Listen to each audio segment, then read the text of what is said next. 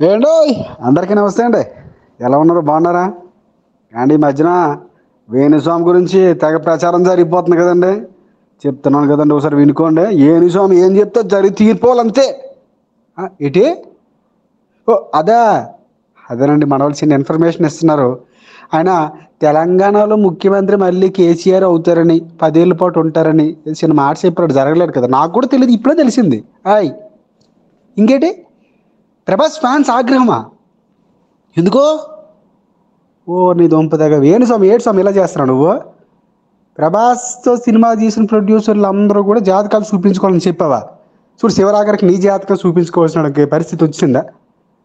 అదే మరి జాతకం చెప్పాలి కదా. నీకు చెప్దాం అనుకోను కానీ మళ్ళీ నన్ను ఏమంటావు, నా జాతకం ఏమంటావని చెప్పడం మానేశాను. అదే అండి, మరి విషయం ఏంటంటే, మరి వేణుస్వామిలాగా చాలా మంది కూడా సీఎం కేసీఆర్ గారు మళ్ళీ సీఎం అయిపోతారని చెప్పారండి. మొత్తానికి అంతా రివర్స్ కొట్టేసిందండి. మరి ఏమవుతుందో తెలియదు కానీ మొత్తానికి నాకైతే మాత్రం ఒక మాట అనిపించేస్తుందండి.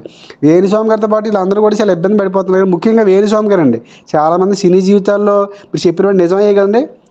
నమ్మకం కావడానికి ప్రధానంగా ఏంటంటే, అనుష్క వీళ్ళందరూ పక్కన పడేస్తండి. సమంతను, నాగ చైతన్య జంట ఎప్పటికీ ఇడిపోదని మనం అనుకుంటే ఇడిపోద్దని చెప్పాడు, జరిగిపోయిందా? అప్పట్లో పెరిగిందండి క్రేజు, ఇప్పుడు తగ్గిపోయిందండి. సో మొత్తానికి ఏదైనా కానండి, జాతకం ఖచ్చితంగా చూపించుకోవాలండి. సో ఏపీలో కూడా మళ్ళీ జగన్ గారు అవుతారని చెప్పారు. దాని మీద కూడా డౌట్ వచ్చేస్తుంది మాకు. సరే మొత్తానికి ఏ డౌట్ ఉన్నా కానీ ఏను సార్ మీరు అర్జెంట్గా వెళ్ళి మీ జాతకం బాగున్నట్టుంది 2024లో 23 నుంచి 24 వరకు మొత్తం చూపించేసుకోండి. హాయ్, ఉంటానండి.